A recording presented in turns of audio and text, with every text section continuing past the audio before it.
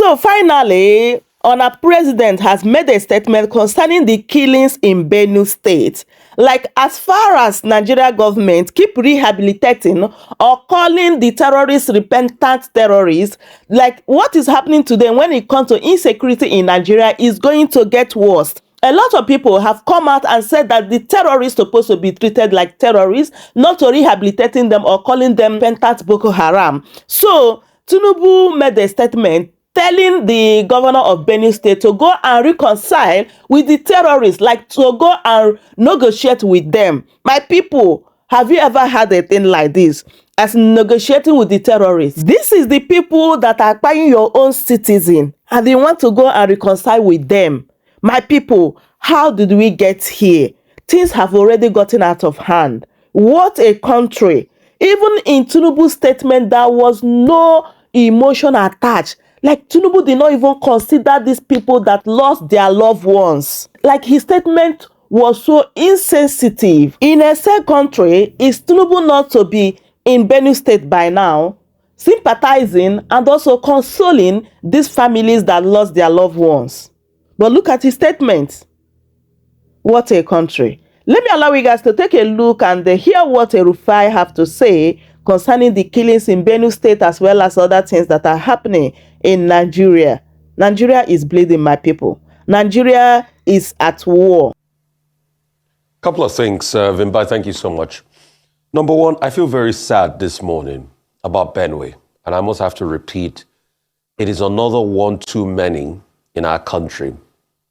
And when will all of this disaster end in Benue? And what would our leadership do about it? President Tinubu, it's not just about statements and telling the governor to go settle and instructing security agents.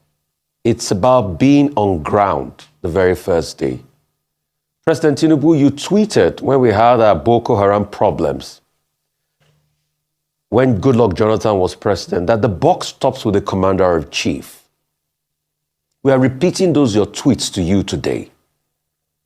What are you going to do about Benue? Over 200 people killed in that way and manner. People burned to death. I thought the other day the military said that they had deployed and now their theater of command will be at Benue to be able to forestall crises like this. So why do we still have crises like this? And for the security agents, I know you had to protect life and property, but disrupting the protesters for protesting peacefully about the killings of their people, is that the way to go? Do you think those protesters would just love to come out and protest if their people are safe and sound? The Pope made a prayer for Benue, and that beamed the searchlight of the world on Benue. A lot of killing. We've not sorted it out. I think we should focus on Benue. I think we should not remind President Tinubu to at least visit the people there and give them succor. I want to focus on Benue this morning because I don't want to focus on the aberration our politicians are doing, that they are more concerned about endorsements and coalition ticket between President Tinubu and Kashim Shettima when Benue is burning. This is an indictment on our politicians that all they have constantly talked about this week is about endorsing President Tinubu for 2027.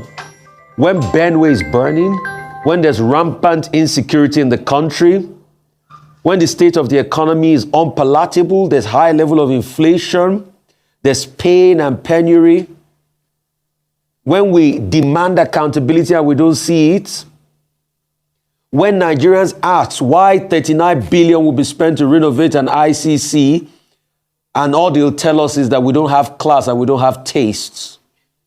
Yes, we don't have class, we don't have taste, we are poor. But at least show that we have decency to respond by giving us a proper breakdown of what the project cost entails. That's just all we want with accountability. So my focus is on Benue this morning. I don't want to spare my thought talking about politicking and politicians trying to think of the next election. When Benue is on fire, dreams will never come back, people will never come back home, people are dead and gone forever because their country failed them. Anyway, I'm not surprised that politicians are thinking of the next elections, because leaders think of the next generation, and politicians will always think of the next election. After the next election, what will happen to Benue? I think it's a seminal moment for all of us to introspect this morning. We are not doing well as a nation. My heart goes out to the people in Benue. Thank you so much, Rufai. We bring the conversation back into studio. Dr. Abati, your views on today's headlines. Okay, 3 issues.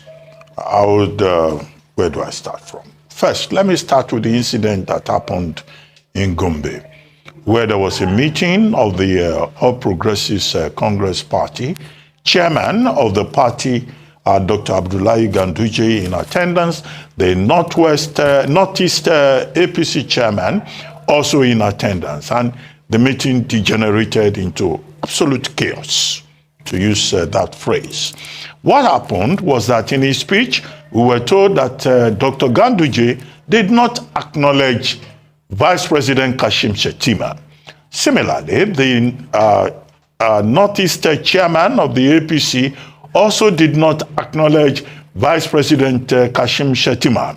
Now, that is the zone of the Vice President. And his own supporters who felt aggrieved that why will you come to our zone and not recognize him, decided to disrupt the meeting, leading to a situation whereby security persons had to assist the chairman of the party and the chairman of the party in the Northeast out of the venue of that particular event. Now, what does this say to us? What it says to us is that, look, the APC itself should be cautious. APC looks like the bride of the moment. Everybody is defecting into the political party, but they have to worry about their own internal democracy. It was Chinua Achebe who said that those who have their palm kernels scrapped for them by the gods should learn to be humble. And I think that even as the APC keeps expanding as a political party, it should be cautious with issues of its own internal politics and dynamics. However, they will say, after a fashion, that, it's a family affair. There is nothing, it's in the nature of politics for people to disagree. But if we place this in an historical context, many will remember that ahead of the 2003 election, this was how President Olusegun Obasanjo, who was president at the time, in the build-up to the 2003 election, his own supporters refused to mention the name of Waziri Adamawa Atiku Abubakar, who was his vice president. In fact, there were rumors that he was not going to run with him in the 2003 general elections, that he was going to choose another person. That wrong-footed the PDP, leading to a situation whereby Atiku Abubakar decided that, he will go on his own. And he got some governors to support him. It was an issue for the People's Democratic Party. Well, President Obasanjo and his vice, they found a way of resolving the matter. They now both went into the election together, 2003, 2007. But Nigerians suffered because of the seeds of discord that have been sown in the People's Democratic Party at that time. And yet, the second term of President Obasanjo, it was division in the villa. I must have written about 15, articles, about a whole series on what I termed at the time, Bole Kaja presidency, as I documented, that crisis. History, along those lines, should not be allowed to repeat itself. Otherwise, it's the Nigerian electorate, it is the Nigerian people that will suffer. If and when President Bola Tinubu gets second term, and if they allow this to fester. However, there's also a second dimension to it. President Bola Tinubu has a reputation of not having, good rapport with his deputies.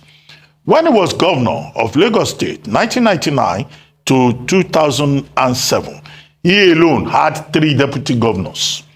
First, there was Madam Koforola Bokno Akerele. After him, we had after her we had Mr. Femi Pedro, who came in, I think, 2003. Mr. Pedro, he also did not complete his term. 2003, I think around May or so, we had another deputy governor, Chief, what's his name now? Ogunleye, I think that's his name, Abiodun Ogunleye. So within a space of 8 years, Governor Tinubu, as he then was, had 3 deputy governors. I don't think that tradition, that habit, should be taken to the national level. The argument in the stories that I read is that, maybe for the second term, President Tinubu will try a Christian to have some kind of balance. Well, he should pay more attention. He's the veteran politician. He's a master strategist. To learn, to pay attention to the implications and try to learn from history. In my own estimation, I think Vice President Shetima has been very loyal, has been very committed, and has been very productive. But I'm not part of their internal dynamics, but this is just my own observation. Dangote. The Dangote refinery group has published wraparound adverts today in most of Nigerian newspapers to make a very historic, revolutionary announcement. Yes, media houses will be happy. They will make a lot of money. They will smile to the bank. Their bank balance will be further fattened. However, the major issue is about the content of that advert. You have Dangote refinery now saying that, look, they have put in place a structure of about 1,000 vehicles, trucks, CNG-powered vehicles.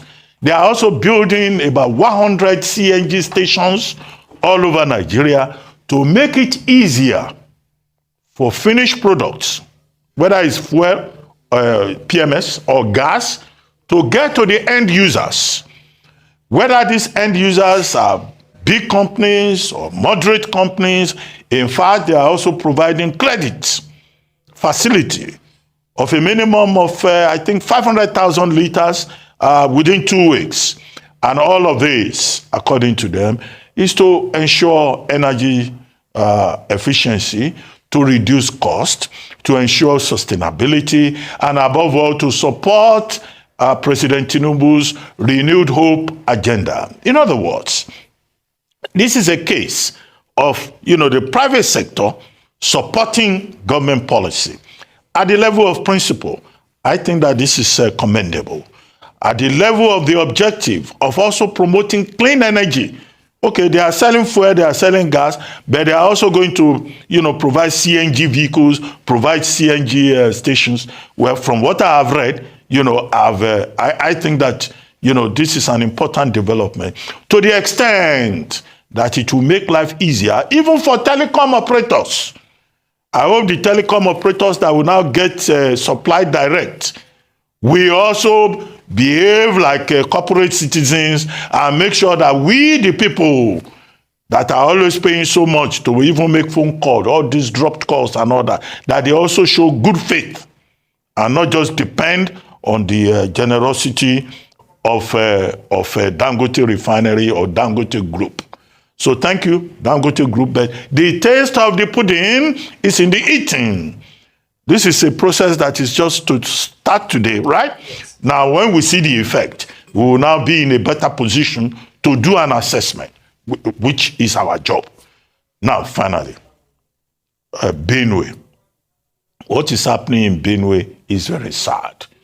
Within a space of 61 days, 270 people were killed in Benue, across 10 local government areas, prompting the Chief of Army Staff to go to Benue to relocate there with some of his officials. He addressed the troops. He went round. That was in the first week of June. It is most unfortunate that the Chief of Army Staff, General Olukoyede, had hardly left the place and trouble started again. Last week, Friday, I think, 25 persons were killed in Makurdi local government area. By Sunday, 100 persons have been killed, displaced, exterminated in Yelwata, in Guma local government area. The situation in Benue, if you cost it, 270 people killed, another 125 persons killed. You know, what they have in Benue State is a complete state of anarchy.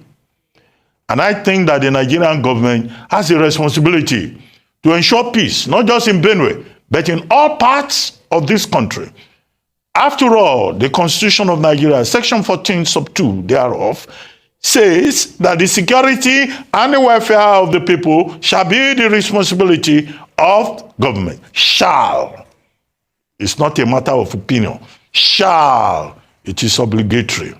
The same Constitution talks about the right to human dignity. The same Constitution talks about right to life. Now in Benue State, people have been denied all these rights, whether under Chapter 2 or Chapter 4 of the Constitution. So it's a matter of urgency, emergency. I'm not saying they should go there and declare state of emergency. I'm just saying that this is an issue of urgent national importance. We have had Father Hyacinth Talia, the governor, on this program before. He's as helpless as anybody. The president is saying Aliyah should go and organize meetings. They've been organizing meetings on conflicts on the plateau and in that region for over decades, for over 3 decades. We have not been able to find a solution to it. So the Nigerian government has a responsibility to address this problem, whatever it takes.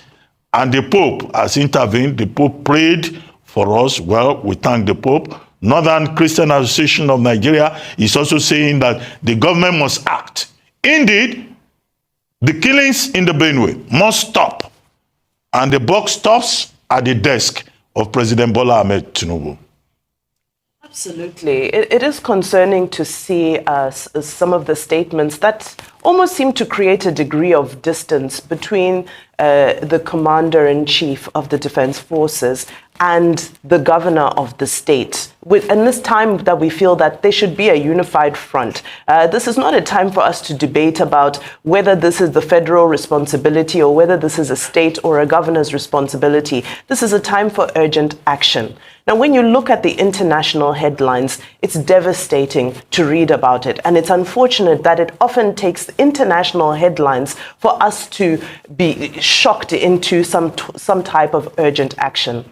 Now, it's unfortunate, as Dr. Abati had already explained, that the Chief of Army Staff had relocated to Benue State just not even up to 2 weeks ago. The reports from his time there showed that he was not happy with what he saw, and he had called for some sort of structural changes as well as redeployments as well. So the question is, had those gone into effect yet, or is this a strategy that is still yet to be rolled out? But in the meantime, unfortunately, these evil and wicked people don't wait for the army to re-strategize. They don't wait for us to be prepared. They are on the offensive. What do we have happening in Benue State? We now have a complex layer of various issues. Something that started as a herder-farmer crisis has now gone into an issue that embroils local militia. It has now gone into rural banditry and criminality. There are so many different types of criminal activities happening at one time that the issue has become so complex.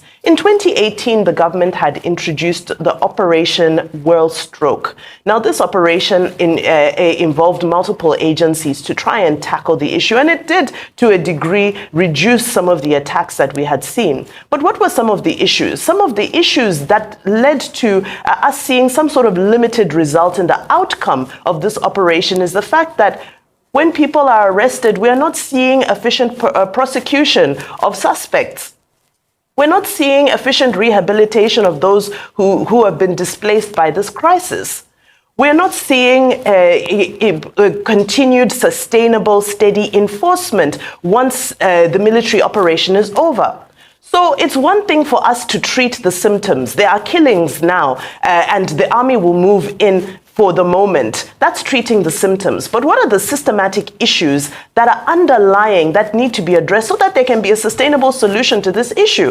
We know that at the very core of this is issues surrounding climate change. We know that at the very core of this is issue of a fight over resources. Because it's only when you have a fight over resources, a fight over land, a fight over the means of production, that you now have it going from being an ethnic conflict to even being a criminal conflict. Because people are poor, and those evil agents amongst the people will resort to criminality. There was a senior advocate of Nigeria who had written to the president a couple of weeks ago, Sebastian Hon. Now, while I don't agree with him because he was calling for a state of emergency, what was insightful in his letter is that he seemed to have predicted what we just saw happen this weekend, because he said some traditional rulers had been calling for the removal of certain groups of people from certain lands, and he had sounded the alarm that there are retaliatory attacks that are loading very soon. So some people say that the Chief of Army Staff had moved into Benue State in response to this alarm that was sounded by the senior advocate of Nigeria. But unfortunately, he's saying that it seems that the strategies at the moment are disjointed and a little bit confusing. There's another operation at play as well called the Operation Planning CADA. And the SAN was saying that all these different operations, and we're not sure who is being targeted and what is being targeted, and we're not feeling the impact of it. So in all of this, I think the real call is for us not to play the blame game, not to see this distance between the federal and the state. It needs to be one unified body that now comes together to see how we can provide succor and respite for the people of Benue State urgently and without further escalation and without further loss to life. Again, we do commiserate with the people of Benue State, and we pray that the killings are brought to an end immediately. Welcome to Chamber News TV.